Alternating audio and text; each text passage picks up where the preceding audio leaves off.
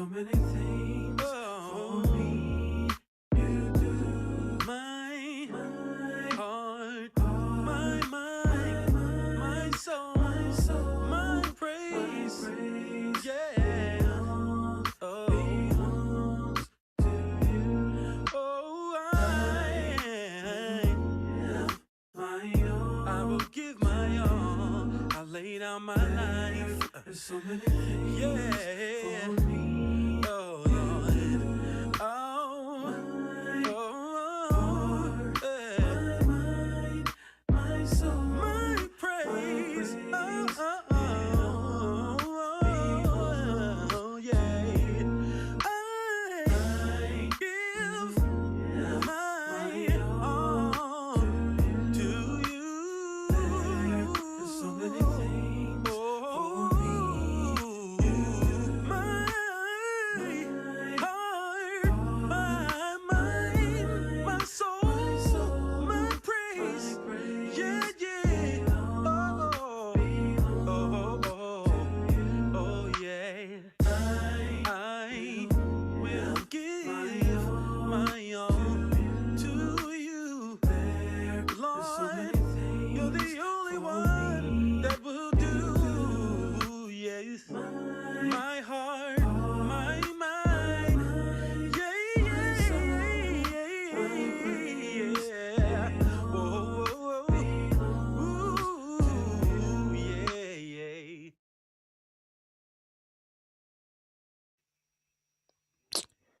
yeah. Yo, what's up, people? We are back on another Friday night. Thank you all for tuning in. Happy Sabbath. It's another artist interview. And yeah, this one is a special one. This one is home. This one feels like home. Yeah, man. I've known Mikaela for years and years and years and years and years and years. And she's releasing her debut single today. Like, do you know what? Every time I always say this, I should have got some like claps or cheers or something like that. I needed like a little mixing board to do that, but I'm gonna get there. But anyway, introducing Mikaela Marie. I know as Mikaela. Everyone make some noise. How you doing, Mikaela? How's it going? Hey, yes. I'm doing great. This Friday evening, Akil. Thanks for having me on One Sound Live. Of course, man. I'm just excited because it's the release day. How does it feel? Like, first of all, let's just get that out of the way. Like, how does it feel to just have it just out? It's from under you now. Like, you know, you ain't got to worry about, I got to put it on the distribution platform, all these kind of things. It's now out of your hair. How does it feel? Listen, it feels surreal to me. You understand? Because I for a long time was kind of dreaming of this time. For me personally, it's been a long time coming. So it just feels really surreal, and also a relief to know that half of that part has finished now. So I can kind of go and just relax a little bit. You know what I mean? Yeah. So talk to me about that long time coming side of things. Why do you feel like it's a long time coming? Like, what has been, I guess we'll get into your journey, but why do you feel like it's been a long time coming specifically? A long time coming because if you're creative like me, and I know you are, Akil, it's literally a journey in which a creative, I'm talking about myself, goes through, where years and years of writing, years and years of music, years and years of experiences have kind of been in a vault. So it was just a relief. It's more that relief to kind of just say, right, I'm just going to release everything that I've got here. Don't want it to go to waste. You know, scrap 2020 vision. This is now 2021. And you know, if I don't push myself, if I don't promote myself, who's going to do it for me? And I just pray and I just hope that everybody that receives what I feel I've been given along my life journey to present, people receive that vision well. You know what I mean? But yeah, I'm just happy. I'm just proud of myself. I'm happy that I've put something out, and also connecting with my audience, and that I hope that they can reciprocate and understand what they're hearing, which is always close to my heart as well. It's the audience and that reciprocation of what I'm putting out. Yeah, man. No, for sure. I feel like Yeah, definitely as creatives, we have, you know, we always have so many things like inside of us. And I think it's an amazing thing where we sort of birth it out and just like we don't hold it to ourselves and we just let other people hear the goodness that God has like implanted within us. I think what's talking about the goodness that God has implanted within us, like obviously from knowing you from way back. So if you guys don't know, we go way back to Peckham days, used to go to the same church. So like we've known each other, like she's known me since I was like a little youth, like a very, very small child. In terms of your upbringing, I wanted to like two questions, because obviously, you know, you come from a musical family, like your dad is, you know, super dope musical guy, like from way back. And then also you know, growing up in Peckham where there's been so many great singers and musicians, like how Yeah. did those two things like sort of shape your musicality and your Boy, it totally shaped me. My dad was somebody that, you know, growing up in the home, there was always music at Kill. You know, when I say music, I'm talking about vinyls, I'm talking about drawers of CDs. And the fact that the keyboard was always planted somewhere kind of in the middle of all this array of music. You know, me and my siblings, because I'm the oldest of three, you know, my brother and my sister, especially my brother, who was a little bit younger than me, we always used to fly on the keys, you know, and just listen. What I loved to do was really take out my dad's old school music. And, you know, I'm talking about things like Thomas Whitfield, and I'm talking about the Clark sisters. I'm talking about, you know, so many other talented people who, you know, the list goes on and on and on. BB and CC Winans. Yes. You know, and really where it started for me, when I used to wash the dishes at home, I used to go in my dad's drawers and take a few CDs out, and I used to have his big ghetto blaster and actually put it up. Yeah. The kids don't know about that, man. Listen, you got to know about the big them ghetto blasters like this. And, yeah. You know, the big Suttons that you know, they were heavy and they could pump. They could pump. You know what I mean? Decks, you just press it and it just you slide the CD in, you know? Yeah. And literally that's the time when I used to just hear the music and it used to unfold. And I used to just listen to the structures of the songs and what part sang what and what harmony went with what. And I used to just sing and wash dishes. And that's how it started for me. It started at a very young age. And even before that, my dad used to take me and my brother to chorale practice. So we used to watch the Adventist chorale practice on all the time. And I just remember sitting down with my brother in a little room and just looking up at the scene and thinking, this music is so angelic. And it was all of that was just penetrating into my spirit, into every part of me, you know. So that's where it started at Kill. It started from home and really watching my dad and his love for music. He had a very sharp ear as well. He, you know, very good. He could listen to music and score what he heard. He had a very sharp ear, and you know, it was just a blessing to be around that. So nourishing to the soul, you know, so nourishing. So yeah, I guess later on I decided that you know, maybe I could pick up a pencil and start writing. I started creating my own music, but you know, everything came in time. We was in a group for a little while at church called Down to Earth with Danae, and also, well, she was a little bit younger than me, with Danae and the Remys, Dawn Remy, who used to be a really great singer back in the day as well. We was in a group called Down to Earth, and I started writing music from even then. And that's how it started, you know. It was a big journey. So yeah, music. That's all I knew. Yeah, man. I feel like when we talk about Peckham and the sort of singers and the musicians that that came through there, like I don't know if you felt like this, but I always kind of felt like Peckham was, because there's certain churches where like you musically you're a bit stifled because there's certain things you can't really do and things like that. And I feel like Peckham wasn't really like that too much. Like there was more of an opportunity to like express yourself. Like did you feel that when you were sort of growing up?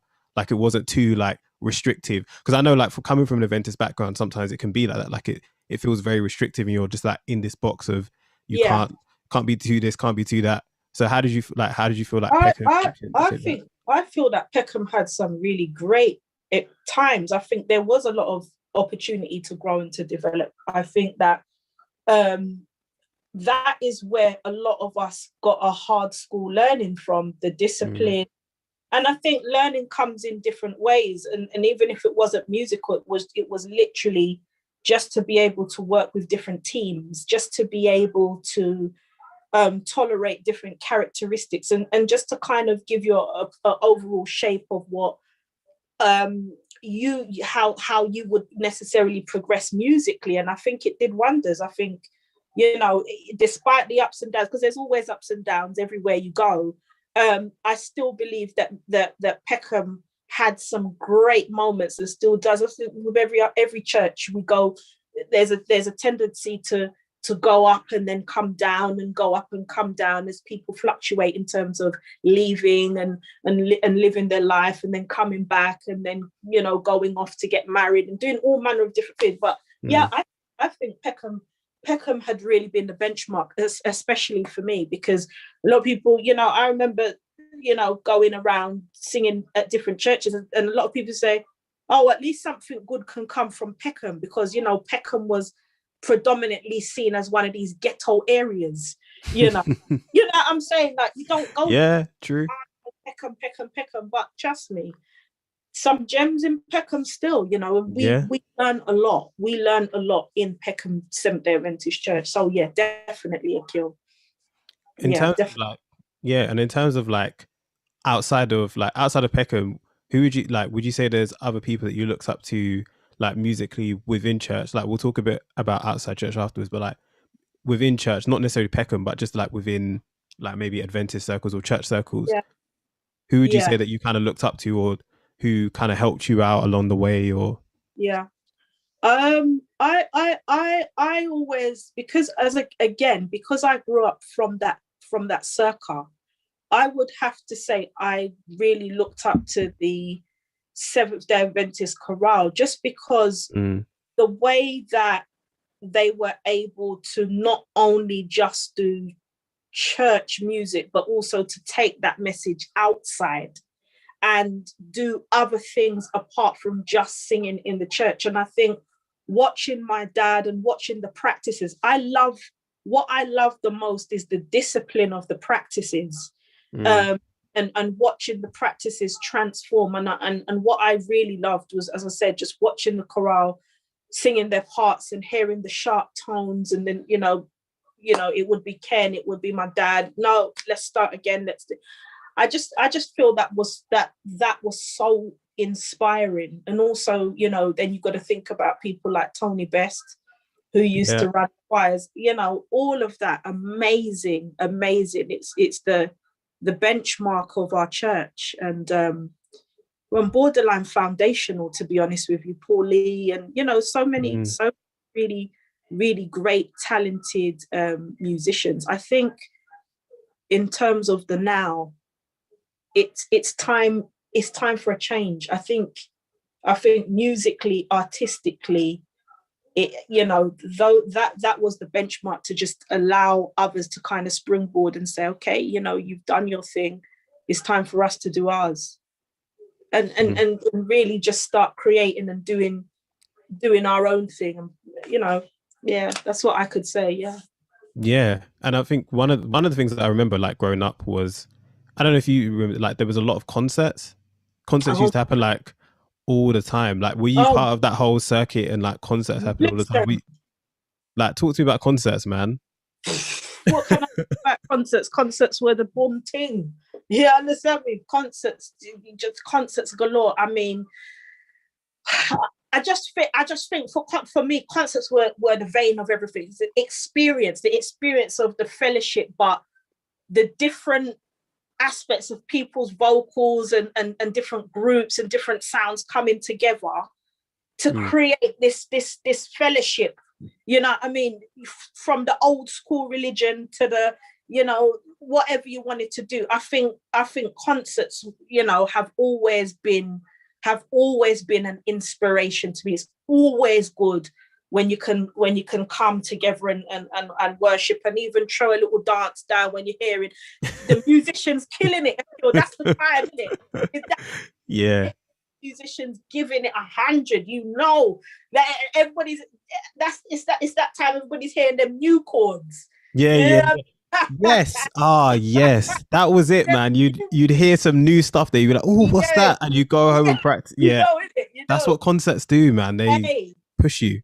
I think the last concert that was done, I think I was invited to sing at, was House of Praise down at Newbold. And boy, when I heard Leslie put down the bass on that one, boy, don't need to talk about Leslie. Leslie is movements. I had to drop the mic. Almost dropped the mic. Yeah, that's Leslie, man. Just different breed. That kid. Trust me. Yeah. I miss live music, and I think that's what the discipline is that when you have that experience of the live music, you can now carry that into the recordings, and I think that's the thing with Seventh-day Adventists, is that we have a lot of talent, but we're not doing anything with it. And I think that's changing now, Akil. I think that's changing now, big time.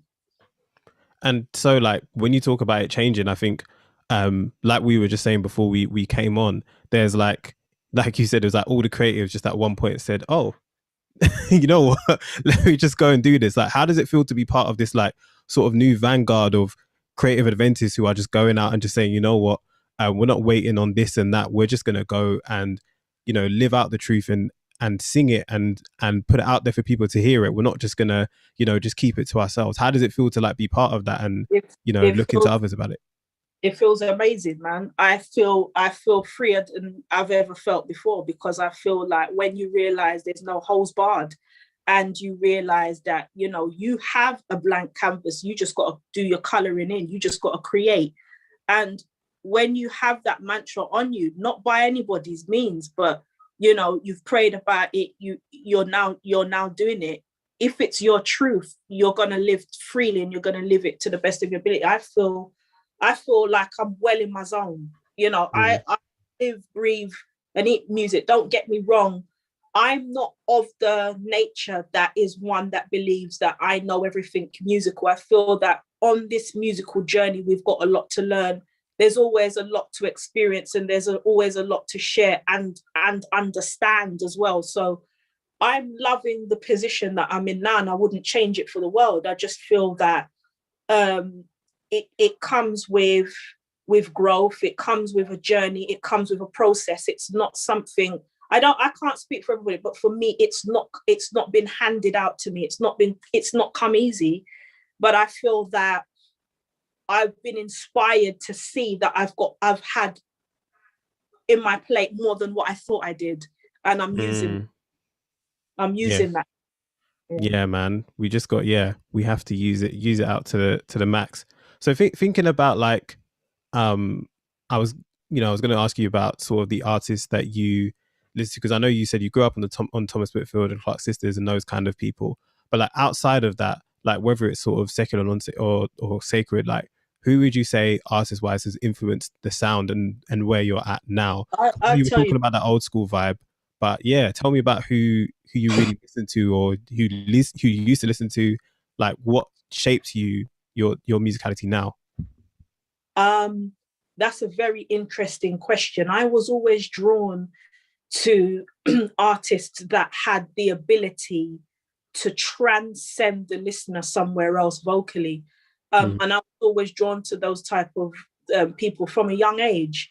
And I guess the first two ladies that drew me in from a secular standpoint was always Mariah Carey and Whitney Houston. I'm talking about primary school, because it was an anomaly to me how they could take the vocal and go on a journey with that vocal. And it was almost like it for me as a young budding musician, not understanding that I was a young budding musician, like the music was usually what interpreted the story, but here you had two moguls who could take a vocal and take you on that journey. I think later on, gospelly, it had to be the Clark sisters, but then I came to understand Karen Clark, and she became a study for me. I had to study what she was doing, because I realized with Sunday worshippers that they were more freer.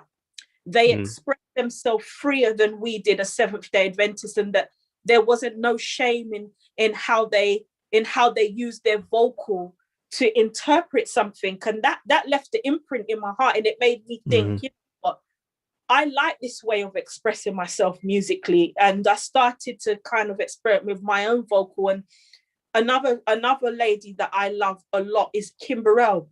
And yeah, I knew you were gonna. Yeah. Listen, that 100%, she right there, the vocal ability, but not so much worshiping the vocal ability, it's where she positions herself in the song, the interpretation. And I think me and you, we did Without Faith. Yeah, we did that a few times. Love that song. Andre Crouch. Absolutely amazing. Absolutely mind transcending. I think I think that's where it went for me, really trying to just having that ear and listening to. I think those are the two ladies, Karen Clark Sheard and Kimberelle, that really have been it for me in terms of gospel vocal. I could say hands down, I could put on a Karen Clark. I know that some people might not like shouting. It's not so much the shouting for me. Dorinda Clark Cole as well. It's the vocal ability, and it's just phenomenal. It's phenomenal, man. Yeah, I mean, talking about Dorinda, like for me, so there's like a couple albums which to me, and I know this is like one that we've we did a track from this album. What's the name of the album? It's the album that has like I never, huh? Oh no, I'm listening. I was just about to, because you're about to say it. So I was like, no, all the glory. There's the one that has all the glory of your presence. So the one that has show me your glory. Because we did that a couple times. Like the album with because I think it has Favor, Authority on the album. Man, that's it. I Never Will. Yeah, that album is. Oof, yeah, that's a clinic just as a thing. Like it's the echoes, man. I just. I don't know how. Don't try and do it, man. Just leave it to her. The Tri-City Singers, It's Your Time. Yeah. When she did that, she just took the mic and said, "I'm sorry, Donald, it's your time." And it was a mesmerizing experience because everybody was blown away. Yeah. And everybody still is. You've also got Blanche McAllister. Oh man, Blanche can sing to bits, to bits, to bits, to bits. Hey, look, let me tell you something. These nails and Yes, yeah. These nails. Listen, and she's got some new stuff out. She's actually doing a solo project really? More recently. I just would have thought she would have done that earlier, because then you had Cheryl Muffet from the Tri-City Singers, who is a phenomenal vocalist as well. Blanche McAllister is now starting to come to her own, and she's got some really, really beautiful tunes. Those tunes that just leave you speechless. Yeah. That is what I'm talking about. That is the ability to convey the message in song. That's what I'm talking about, man. Yeah, definitely. When we're talking about like a message in song, like we're about to get into your single. Can I go say Misha Paris for me? I went to see a play when I was younger, and I listened to her live. The play was called Mama, I Want to Sing, and I was really young at the time, because my mum took us to the theatre. We went to see the play. Let me tell you something, that woman can sing, and to this day I'm still a fan. Still a fan, but also Akil, I am. A lot of people don't know this about me. I've got a quirky side, so it's not just about the gospel. I really I know I should, but I really love neo soul. I love jazz chords. I love all of that. So all of that encapsulates who I am, and then some. So yeah. Absolutely. Yeah, man. I feel like and I can hear that in the, I guess that's the thing with gospel, there's like, it's such a sort of gumbo of different musical styles. So there's like everything, like there's basically gospel everything, like someone like Doobie Powell who was just playing at the beginning. Man, like, I didn't even that man. Let me tell you something. I'm just saying it now. Doobie Powell is one of my favorite artists, and I don't know why I didn't say that.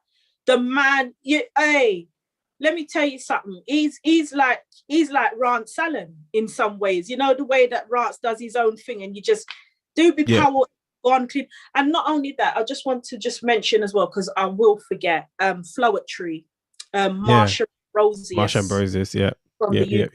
Natalie, also phenomenal. Yeah, man. And I think it's dope that you also mentioned, like, you know what I'm saying, like UK talents. Yes, right. Because I think that, you know, a lot of times we kind of we always look into the US, and there's so much amazing stuff that comes to, because there's more of them obviously, but there's definitely dope UK talent as well. Like, yeah, a lot of people don't sometimes forget that Flowetry actually from the UK. They just think they're from the US. But because we're going to get into your single, when we're talking about messages in music, like the single obviously is called Night to Day. Like, what is the message behind this song before we kind of get into it, before we play it? Like, what is the message that you wanted people to take away from this song?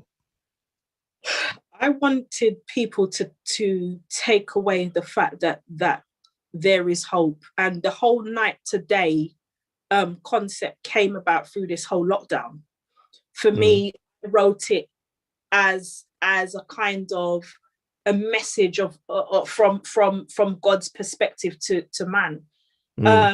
So when I start off and it says, I know, you know, that's the first thing that the track says, I know you're tired and you're fed up. I was really writing it from the standpoint of God looking down on man and you know, I guess breathing and going in, visiting homes and seeing, you know, the trials and mundane things of life. I think it's been such a struggle during this lockdown. I think we've done a really amazing job. I feel the NHS have done an amazing job. I think that teachers have done an amazing job in holding everything together. But the fact of the matter is that we're living in uncertain times.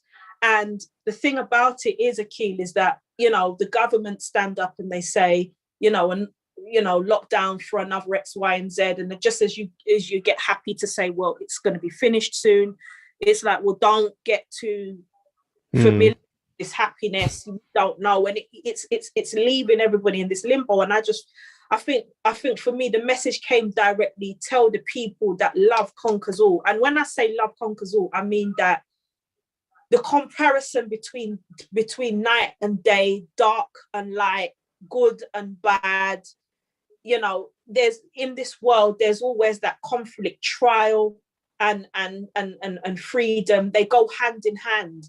I think the message is that night will turn to day. Don't get too comfortable in night. You know, don't get too comfortable feeling that it's all doom and gloom. Don't get too comfortable feeling that it's never going to end. Love is still in control. You know, that's a word for God, isn't it? God is love. So for me, love is still in control, and love will always win. Absolutely, man. So yeah, let's get into this. Let's get into this track. Okay. This is Night to Day.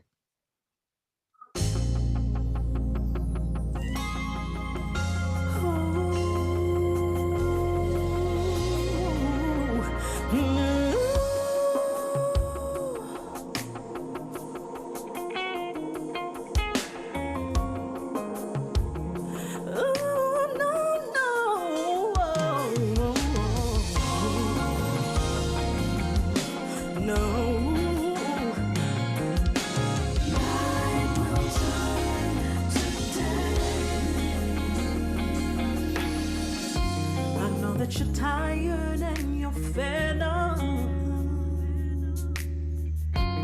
living your life from day to day,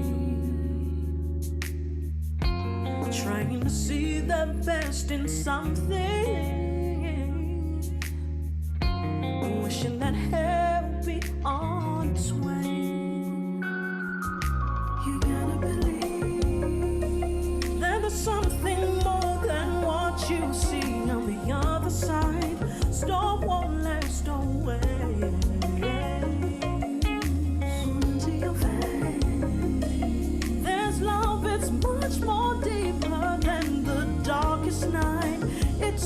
be alright. Though you're full of dismay, the tide is gonna change. Just know that no matter what they say, night will turn today. Night will turn today.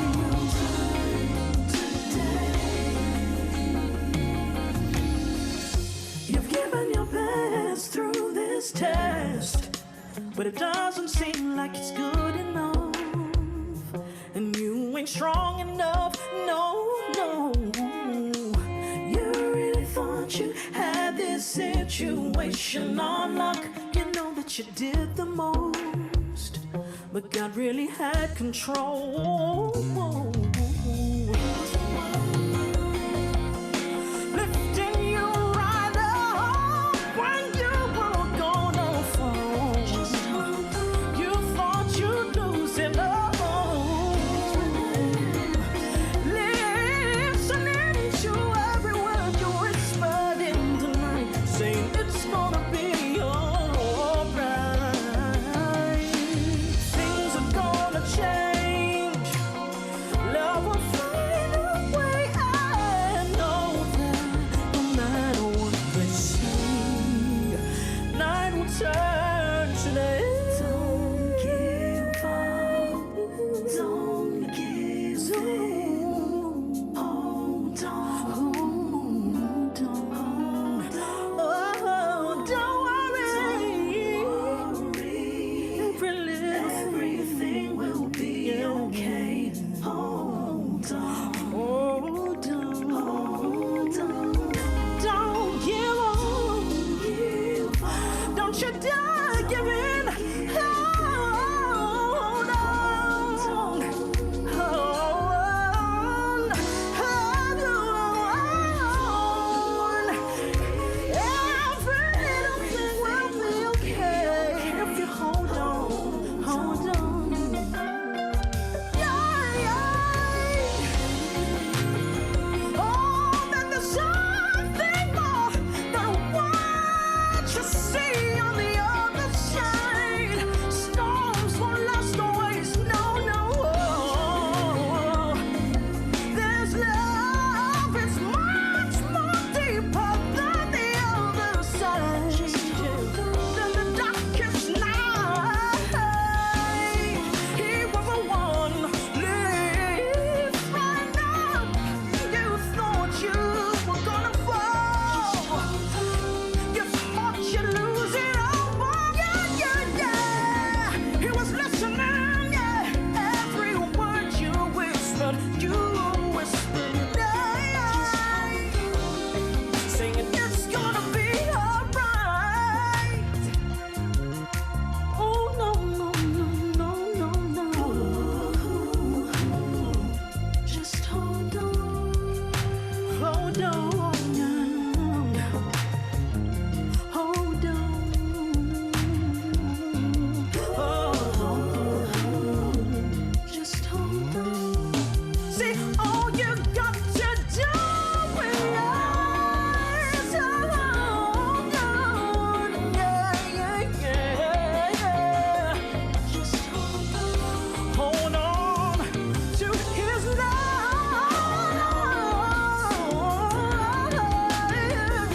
Oh, yeah, yeah. Just hold on.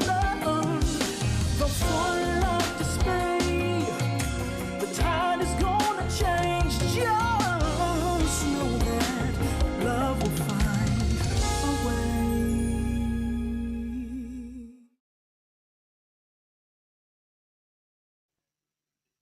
Sheesh, man.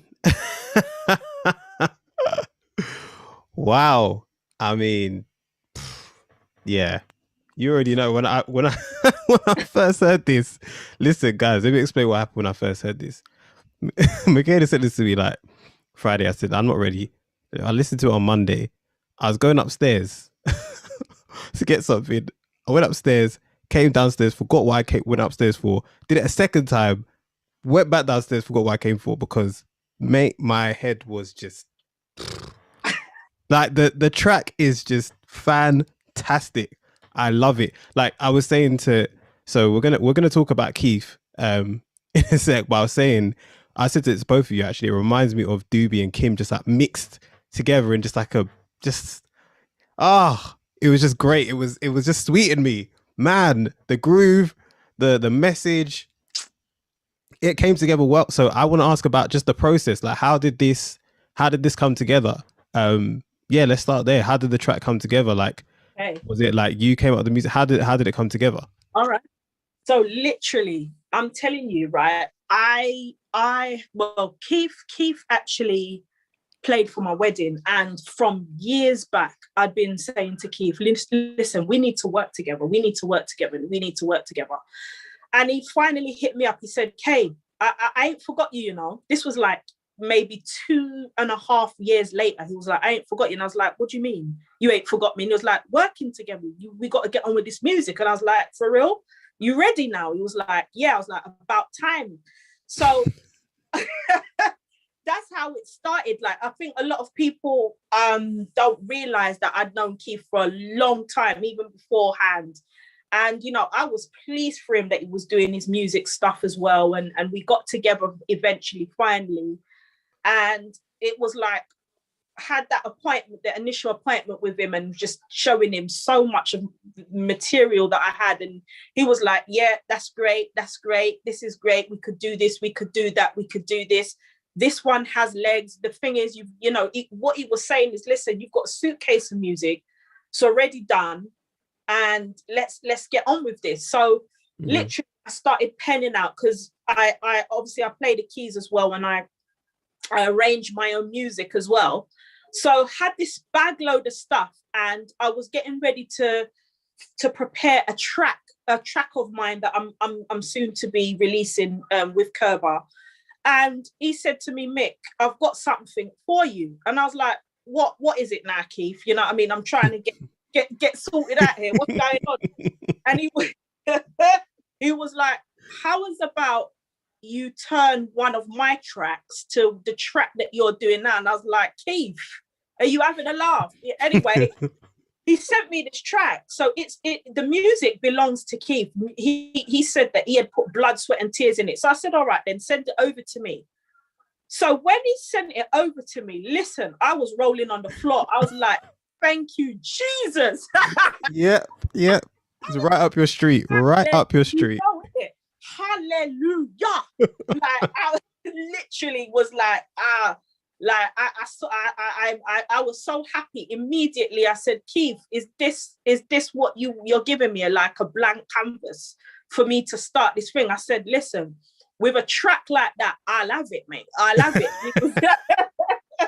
He was like, yes, sis, let's do this. So that's how it started, really. He sent me the track over, and from there on, I just had to lay my suitcase aside, and I said to God, what do you want me to do with this?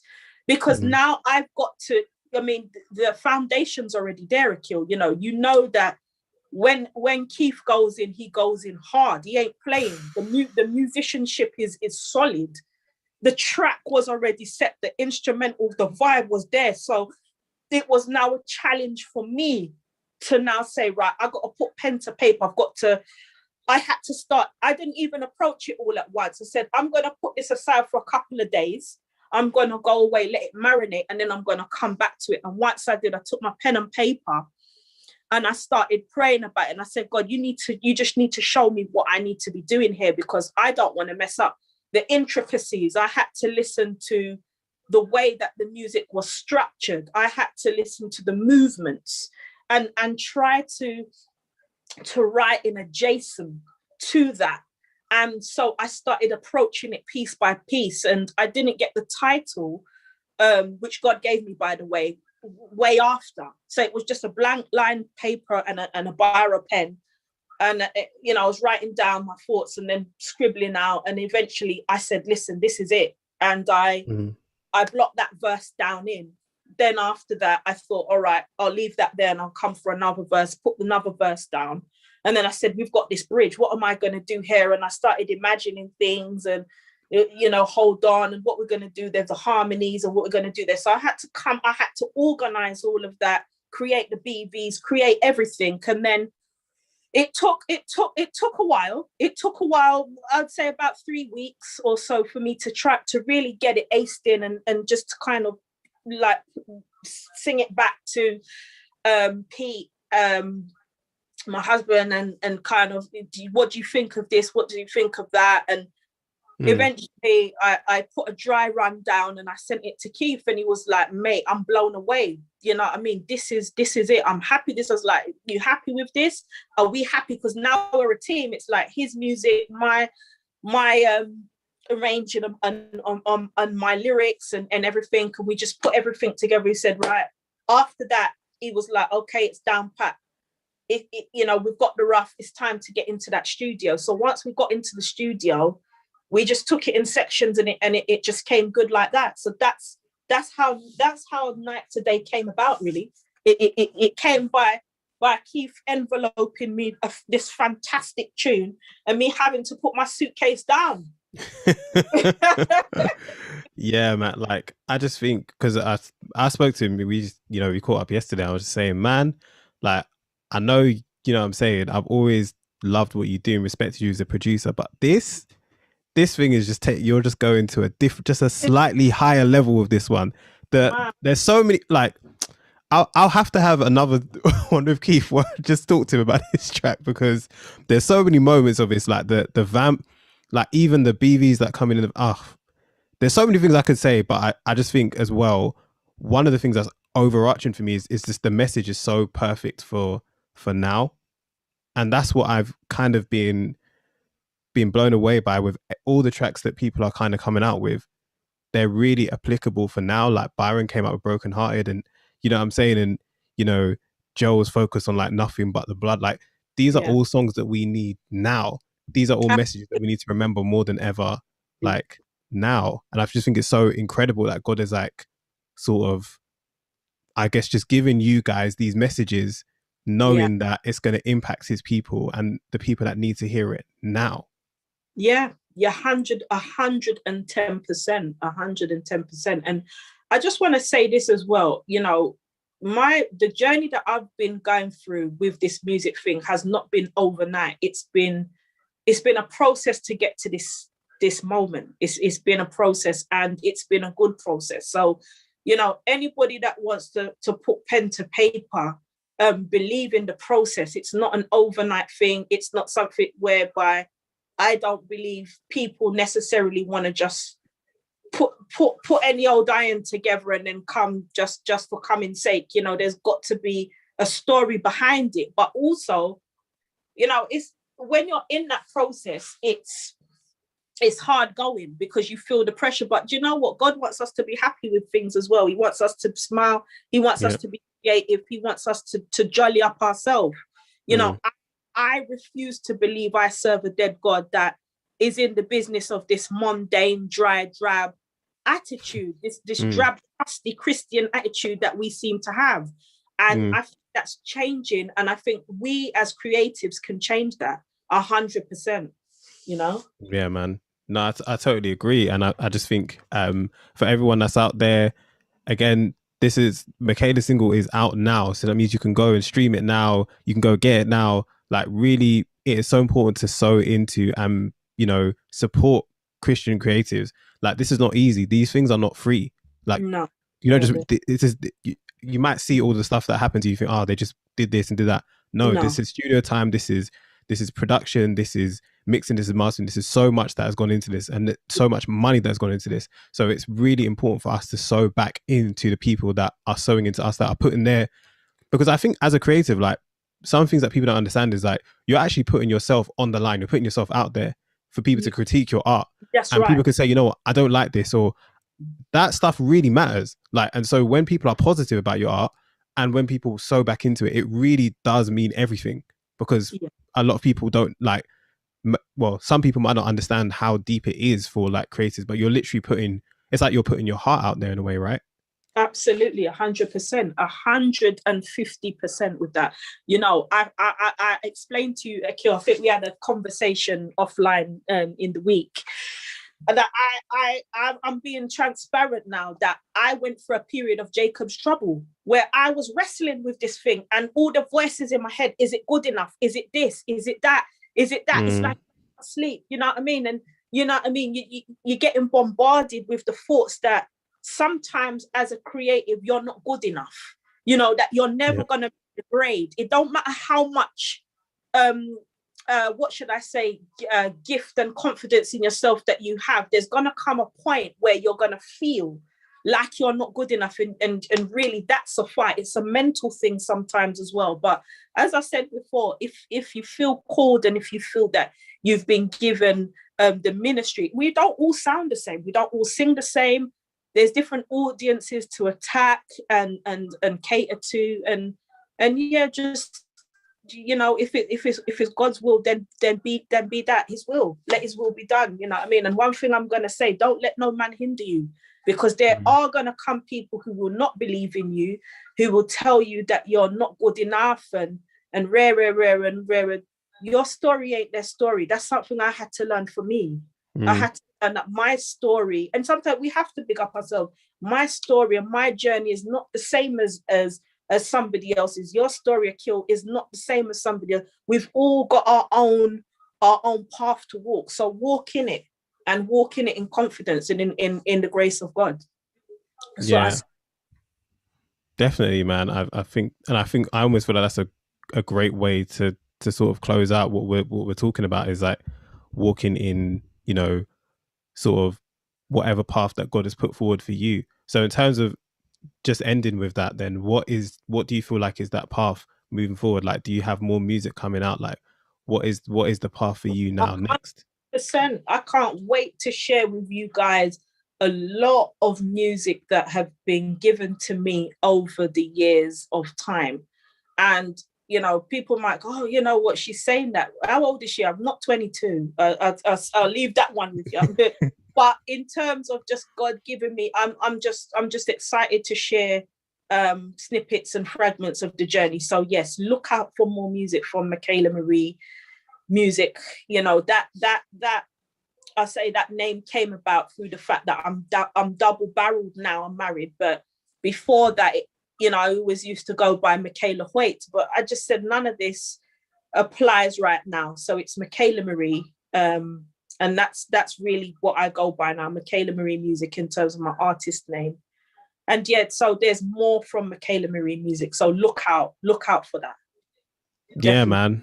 So Mikaela, first of all, thank you so much for coming. Thank you for sharing this time with us. And we really appreciate you, you know, sharing your gift with the world, and please continue to do so. Obviously, you know, me personally, I always support, but you know, One Sound, we're behind you, we're with you, we're praying for you, and you know, just believing that God has so much bigger and better for you. For other artists out there, you know, like definitely hit us up on social media at One Sound Music on all platforms, and just let us know what music you're coming out with. If you want to have an interview, come on the channel. Like, if you want to put your music out there on our channel, again, hit us up, let us know. Like, literally, we're just here to support, man. We're here to just push forward Christian talent. So we're going to be on Clubhouse in like 25 minutes. I was going to ask. I knew no, we're there. we're there. So we're going to be on Clubhouse like 25 minutes. You don't know my Fridays are busy. So we're talking about Fred Hammond, Purpose by Design. This is like one of my favorite albums of all time. Like, yeah, I'll get into it. But yeah, if you're not on iPhone, I'm sorry. If you are, join us over on Clubhouse in 25 minutes. Go catch yourself a little drink, you know, get a little food to eat, and then join us over there in 25 minutes. But Mikaela, thank you so much. Again, the single is Night Today. Everybody go and get that. Mikaela Marie music. Look out for music coming from her real soon. I'm sure she's got some more fire for you. And also check out Curban Music. That's Keith. Yeah, definitely. His thing is yeah. Make sure you check him out. We'll link to everything, you know, on our Instagram as well. But yeah, man, thank you so much for coming through, and we'll see you guys soon. Take care.